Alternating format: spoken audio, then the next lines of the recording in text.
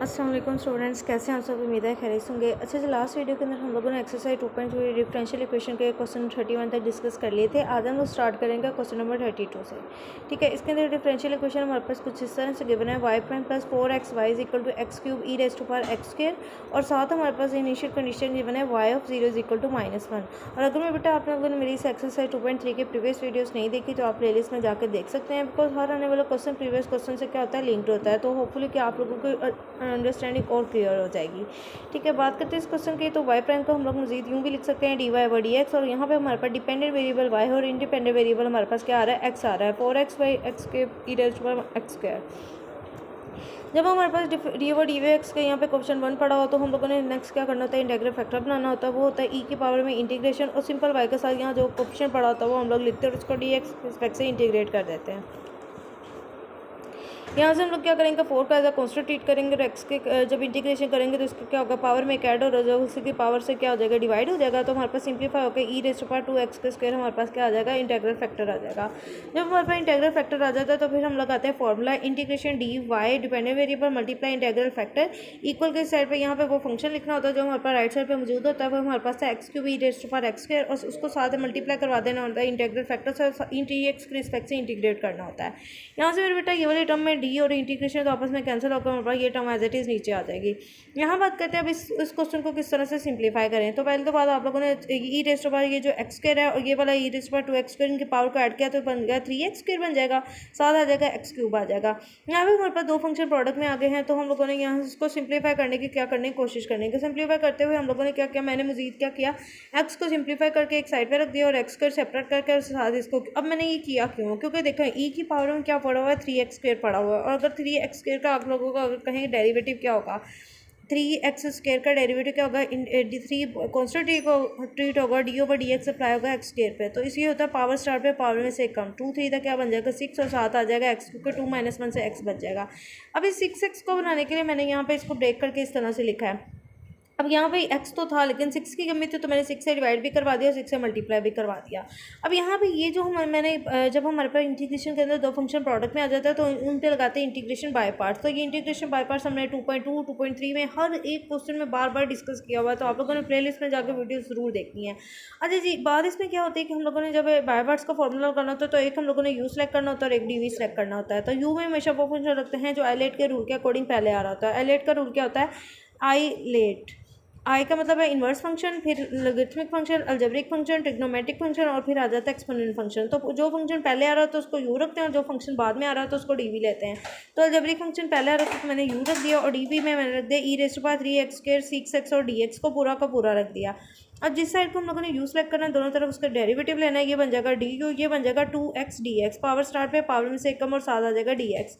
यहाँ से D you integration cancel होकर वी की वैल्यू आ जाएगी हमारे पास। अब यहाँ पे बात गौर से आप लोगों ने समझनी है, पहले भी क्वेश्चन में बहुत दफ़ा समझा चुकी हूँ कि अगर हमारे पास एक्सपोनेंशियल फंक्शन की पावर में सिंपल एक्स की बजाय स्क्वायर, क्वाड्रेटिक, क्यूबिक या इस तरह के 5 पावर इस तरह से कोई चीज़ आ जाए तो उसका पहले हम लोगों ने साथ डेरिवेटिव बनाना होता है। ठीक है, तो e raise to power 3x square का अगर डेरिवेटिव की बात करें तो क्या बन जाएगा, 6x बनना है। वो इसके साथ ही पढ़ा हो तो एक्सपोनेंशियल फंक्शन, अगर उसकी पावर का डेरिवेटिव साथ पढ़ा हो तो एक्सपोनेंशियल फंक्शन का जो इंटीग्रेशन हो एज इट इज़ फंक्शन आ जाता है। ठीक है, अब उसके बाद हम लोगों ने क्या करना होता है, ये वाली साइड तो हमारे पास सिंप्लीफाई होकर एज इट इज़ लिख दी हमने। इस वाले पार्ट के ऊपर ये वाले जो 4 स्टेप हम लोगों ने किए हैं ना बाय पार्ट्स का फॉर्मूला के लिए, वो लगाए हुए हैं। 1/6 बाय रहने देंगे, और मैंने यहाँ पे यूज़ किया जी एक स्क्वायर ब्रैकेट। ठीक है, स्क्वायर ब्रैकेट के अंदर हम लोग बाय पार्ट्स का फॉर्मूला लगाएंगे। पहले लिखते हैं यू की वैल्यू हमारे पास एक्स स्क्वायर है, फिर लिखते हैं वी की वैल्यू वो हमारे पास e raise to power 3x square है, फिर माइनस का साइन आता है इंटीग्रेशन वी की value e raise to power 3x square, साथ आ जाएगी डी यू की वैल्यू जो कि है 2x और dx। अब मैं यहाँ पे आप लोगों को फॉर्मूला दोबारा से लिख देती हूँ बाय पार्ट्स का, ये आप लोग अपने पास बॉक्स बना के ज़रूर लिख लें। वैसे तो हर वीडियो के अंदर मैं ये चीज़ बार बार सिखाती हूँ। ठीक है, U D V is equal to n, फिर अगर यू और डी वी जब हमारे पास इंटीग्रेशन में आ जाते हैं प्रोडक्ट के केस में, ठीक हो गया, बाय पार्ट्स का फॉर्मूला लगाते हैं, फिर इसका आंसर लिखते हैं u dot v minus integration v d u. ठीक हो गया, ये अभी बॉक्स बना के अपने पास अपने रजिस्टर पे की पॉइंट्स के तौर पे लिख लें, ताकि ये जो स्टेप मैं समझा रही हूँ आपको समझ आए कि पहले मैंने यू लिखा है, फिर मैंने वी की वैल्यू माइनस इंटीग्रेशन वी की वैल्यू, और फिर मैंने डी यू की वैल्यू लिखी है। डी यू की वैल्यू थी हमारे पास 2x और dx। ये सारी वैल्यूज़ मैंने इधर क्या की है, यूज़ की हैं इस फॉर्मूला को यूज़ करते हुए। ठीक है, अच्छा जी, यहाँ से हम लोग क्या करेंगे, ये 1/6 इसके साथ भी मल्टीप्लाई होगा, इसके साथ भी होगा। जब इसके साथ होगा तो इसके साथ ना कोई डेरिवेटिव ना इंटीग्रल, इस टर्म एज इट इज़ आ जाएगी, ये वाली टर्म भी एज इट इज़ आ जाएगी, मसला आ जाएगा इधर। यहाँ भी हम लोग क्या करेंगे, ये 1/6, यहाँ से एक छोटी सी मिस्टेक है, 6 3 तक क्या आ जाए, ये 6 एक ऑलरेडी भी पड़ा हुआ है, ठीक है। ये वाला 1/6 भी है। यहाँ पे अब आप कहेंगे 3 कहाँ से आ गया, 3 मैंने यूँ बनाया कि ये यहाँ पे मेरे पास जब बना ना e⁻³ और साथ 2x dx बना, तो इसकी पावर का अगर एक्सपोनेंट फंक्शन का पावर का डेरिवेटिव क्या आ जाएगा, 3 to the 6x आ जाएगा। तो मेरे पास तो 2x पड़ा है, इसको 6 बनाने के मैंने 3 से मल्टीप्लाई भी करवा दिया और 3 से डिवाइड भी करवा दिया।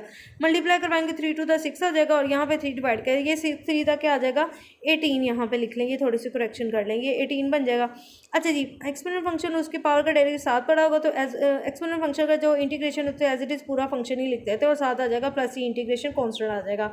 अच्छा जी, ये वाली टर्म के साथ e⁻, जो 2x के लिखा हुआ है, ये पूरी टर्म्स के नीचे लाके हम लोगों ने क्या करवा देना है, डिवाइड करवा देना है। जब हम लोग डिवाइड करवा देंगे, अगर कोई चीज़ सिंप्लीफाई हो सकती हुई तो कर लेनी है, अदरवाइज जब हमारे पास ये फाइनल फॉर्म इसकी बन जाएगी तो हम लोगों ने यूज़ करनी है इनिशियल कंडीशन।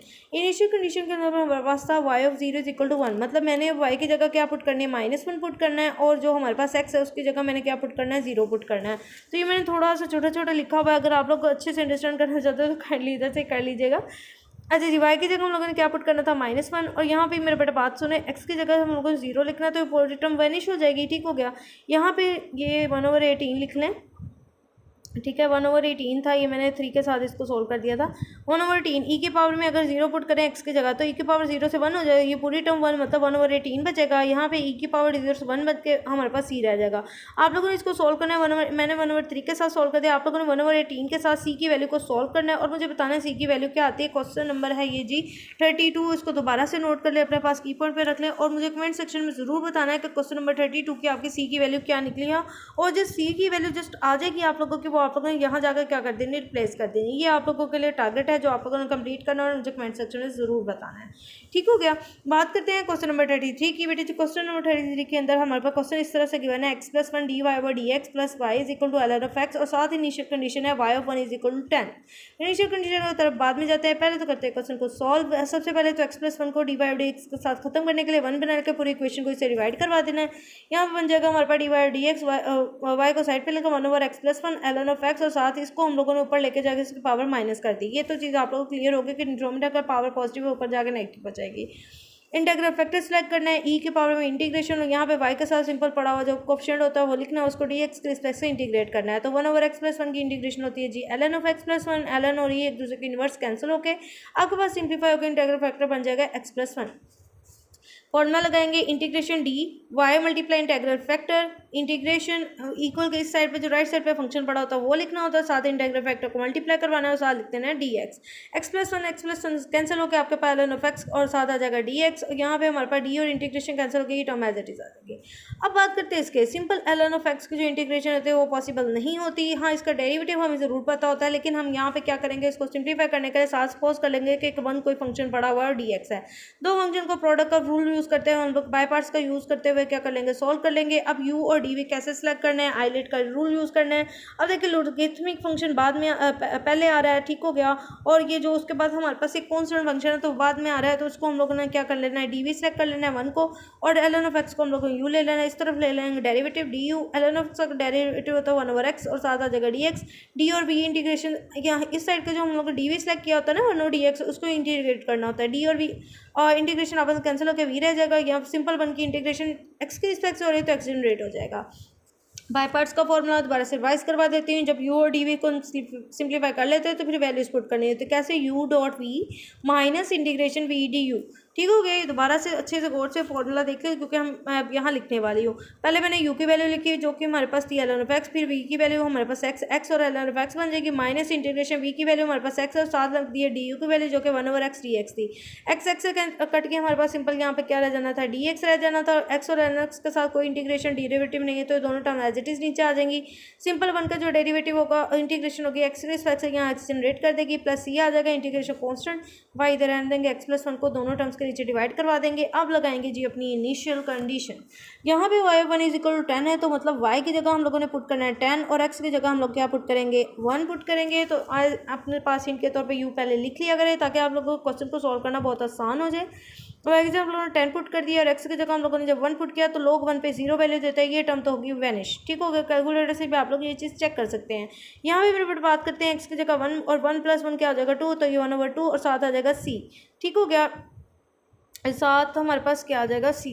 ये मैंने थोड़ी सी गड़बड़ की हुई है, ये हमारे पास प्लस सी हो रहा था तो यहाँ पे मुझे लिखना चाहिए था प्लस सी की फॉर्म में। तो अब अगर सी की वैल्यू आती है तो सी की वैल्यू कैसे आती, हम लोग सी एक साइड पे रहने देते और 10 और ये वाला -1/2 उधर जाके क्या होता है +1/2 हो जाता। एलसीएम से इसको सॉल्व करना था, 2 10 तक क्या आ जाना तुम्हारे पास 20 + 1, ये हमारे पास बेटे जी बनेगा 21/2। मतलब जो सी की वैल्यू अब हमारे पास आई होगी वो हम लोगों ने जाके अपने इस फाइनल आंसर में पुट कर देनी है। ये थोड़ी सी यहाँ से मिस्टेक हुई है, इसकी थोड़ी सी आप लोग करेक्शन कर लें। ठीक है, आप लोगों ने सेव कमेंट सेक्शन में मुझे ज़रूर बताना है अगर ये आप लोगों ने चीज़ खुद सॉल्व करके इसको चेक करना है।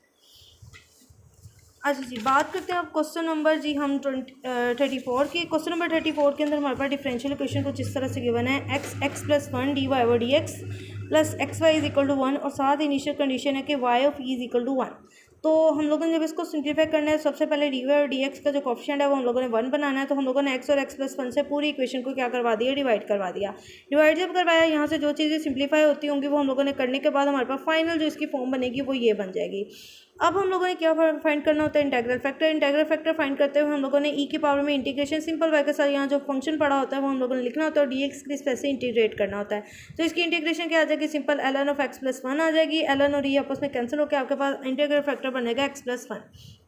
अब बात करते हैं फॉर्मूला की। इंटीग्रेशन डी वाई हमारे पास डिपेंडेंट वेरिएबल साथ मल्टीप्लाई इंटीग्रल फैक्टर आ जाएगा, इक्वल का साइन लगेगा। इंटीग्रेशन साथ हमारे को इक्वल की साइड पे राइट साइड पे जो फंक्शन पड़ा होता है वो लिखना होता है 1/x x + 1, साथ मल्टीप्लाई करवा देंगे इंटीग्रल फैक्टर को, डी एक्स की स्पेस से इंटीग्रेट करना है। तो x + 1 कैंसिल हो जाएगा, हमारे पास 1/x dx रह जाएगा। डी और इंटीग्रेशन कैंसिल हो गया, हमारे पास ये टर्म तो एज इट इज आ जाएगी। यहाँ से मजीद 1/x की integration ln of x + c integration constant x + 1 इधर मल्टीप्लाई दूसरे पर जाकर डिवाइड करवा देंगे, सिंप्लीफाई होकर ये आपका आंसर आ जाएगा। बात करते हैं इनिशियल कंडीशन की। तो y(e) = 1 मतलब y की जगह हम लोगों ने 1 पुट कर देना है और सिंपल x की जगह हम लोगों ने पुट करना है जी e।